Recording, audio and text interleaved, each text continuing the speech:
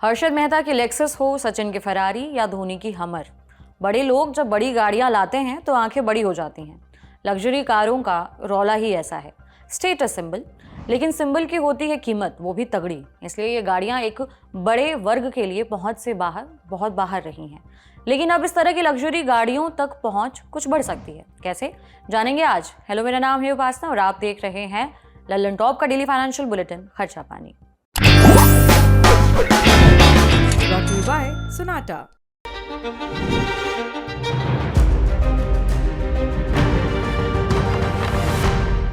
साल 2002 की बात है। सचिन तेंदुलकर ने जब सर डॉन ब्रैडमैन के 29 टेस्ट सेंचुरी के रिकॉर्ड की बराबरी की तो इटली की मशहूर कार कंपनी फिएट ने सचिन को एक चमचमाती फरारी कार तोहफे में दी। उस वक्त इस फरारी 360 मोडेना कार की कीमत लगभग 75 लाख रुपए थी। लेकिन जब ये कार भारत में आयात की गई तो टैक्स को लेकर काफी विवाद हुआ। दरअसल उस समय भारत सरकार विदेश से आयात होने वाली पूरी तरह से निर्मित कारों पर 120% आयात शुल्क वसूलती थी। इस हिसाब से 75 लाख रुपए की फरारी पर 1 करोड़ 13 लाख का टैक्स बनता है, जो कार की कीमत से भी ज्यादा था। तत्कालीन फाइनेंस मिनिस्टर यशवंत सिन्हा ने कहा कि सचिन भारत का गौरव है, इस तरह उनकी कार पर टैक्स छूट मिली। लेकिन विवाद बढ़ा तो फिएट ने इस कार का टैक्स भरा, बात खत्म हो गई। लेकिन इस मामले ने भारत में लग्जरी कारों पर लगने वाले टैक्स को लेकर काफी सुर्खियां बटोरी। लेकिन अब भी विदेश में पूरी तरह बनी कारों पर सरकार मोटा टैक्स वसूलती है और आज भी ये टैक्स कई बार सरकार और विदेश से कार खरीदने वाले लोगों के बीच विवाद की वजह बनता रहा है। लेकिन अब लग्जरी कारों के दीवानों के लिए एक बड़ी खुशखबरी है। भारत और यूनाइटेड किंगडम ने हाल ही में फ्री ट्रेड एग्रीमेंट साइन किया है। इसमें यूके से भारत आयात होने वाली कारों पर टैक्स में भारी कटौती की गई है। आगे बढ़ने से पहले यूके और फ्री ट्रेड एग्रीमेंट के बारे में जान लेते हैं। यूके 4 देशों का एक संघ है। इन देशों में इंग्लैंड के अलावा 3 और देश शामिल हैं। वही इंग्लैंड जहां मशहूर लेखक शेक्सपियर पैदा हुए, जहां ब्रिटेन की महारानी का महल बकिंघम पैलेस है। इसके अलावा यूके में स्कॉटलैंड, वेल्स और नॉर्दर्न आयरलैंड आते हैं। इन चारों को मिलाकर यूनाइटेड किंगडम बनता है। इसे ब्रिटेन भी कहते हैं। यूके की राजधानी लंदन है। वहीं फ्री ट्रेड एग्रीमेंट क्या होता है ये भी बताते हैं। फ्री ट्रेड एग्रीमेंट 2 या इससे ज़्यादा देशों के बीच एक व्यापारिक समझौता है। संक्षेप में इसे FTA कहते हैं। एक दूसरे के साथ व्यापार को आसान बनाने, आर्थिक रिश्ते मजबूत करने के लिए कई देश आपस में मुक्त व्यापार समझौता करते हैं। इस एग्रीमेंट के जरिए देश एक दूसरे के साथ व्यापार पर टैक्स कम कर देते हैं या कई चीज़ों पर ख़त्म भी कर देते हैं। FTA का मकसद व्यापार लागत को कम करना और एक दूसरे के साथ ज़्यादा से ज़्यादा ट्रेड बढ़ाना होता है। इसी तरह का समझौता भारत ने यूके के साथ किया है। मिंट की एक रिपोर्ट बताती है कि भारत सरकार का दावा है कि 99% भारतीय चीज़ों पर यूके कोई टैक्स नहीं लेगा। इसी तरह भारत भी अब स्कॉच विस्की पर 150% की जगह 75% टैक्स लेगा।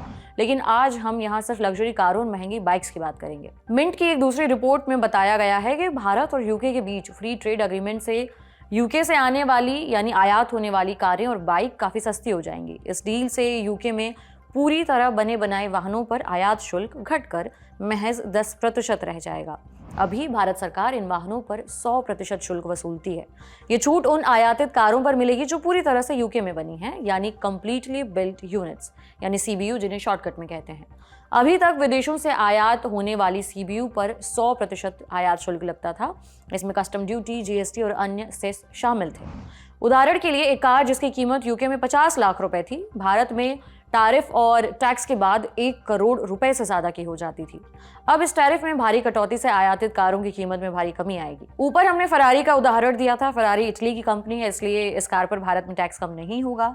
फरारी का उदाहरण हमने आपको विदेशों से आयात होने वाली कारों पर लगने वाले मोटा टैक्स को समझाने के लिए दिया है।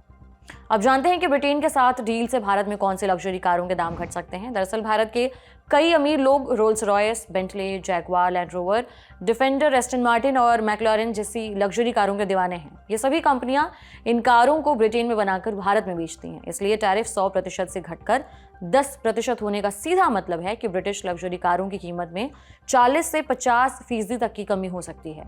उदाहरण के लिए रोल्स रॉयस फैंटम की यूके में कीमत लगभग 4 करोड़ से 5 करोड़ रुपए के बीच है।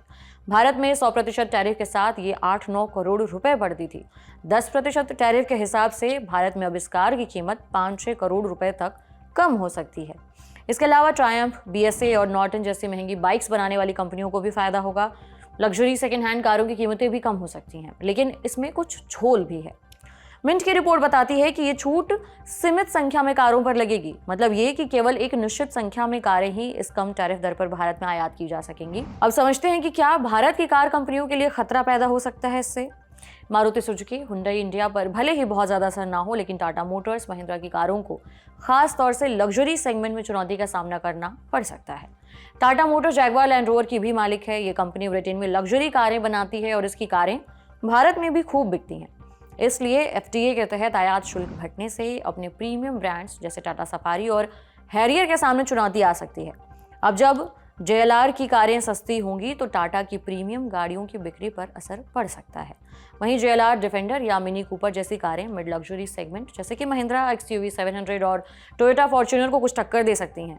इसके अलावा भारत में कारों के उत्पादन में मामूली दबाव दिख सकता है, क्योंकि ब्रिटेन से सस्ती आयातित कारों से लोकल मैन्युफैक्चरिंग पर असर दिख सकता है।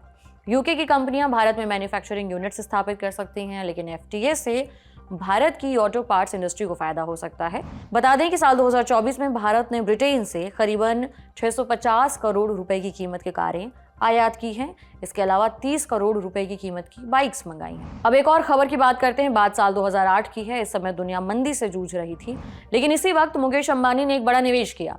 उनके रिलायंस इंडस्ट्रीज ने भारत की सबसे बड़ी पेंट कंपनी एशियन पेंट्स में 500 करोड़ रुपए का निवेश का बड़ा फैसला लिया। रिलायंस इंडस्ट्रीज ने एशियन पेंट्स में तब 4.9% हिस्सेदारी खरीदी थी, लेकिन 17 साल बाद मुकेश अंबानी की रिलायंस को 24 गुना मुनाफा मिलने जा रहा है इससे। इकोनॉमी टाइम्स की रिपोर्ट बताती है कि रिलायंस इंडस्ट्रीज लिमिटेड ने एशियन पेंट्स में अपनी हिस्सेदारी बेचने की प्लानिंग में है। रिलायंस इंडस्ट्रीज की एशियन पेंट्स में इस हिस्सेदारी की मार्केट वैल्यू करीबन 11,141 करोड़ रुपए के आसपास बैठती है। रिलायंस की हिस्सेदारी बिक्री की खबर से एशियन पेंट्स के शेयर करीबन 2% की गिरावट के साथ 2286 रुपए पर बंद हुए। आज के इस बुलेटिन में इतना ही। इसे लिखा था प्रदीप यादव ने। अपनी राय कमेंट बॉक्स में जरूर दें। अगले एपिसोड तक अपना ख्याल रखें। देखते रहिए दिल टॉप। शुक्रिया।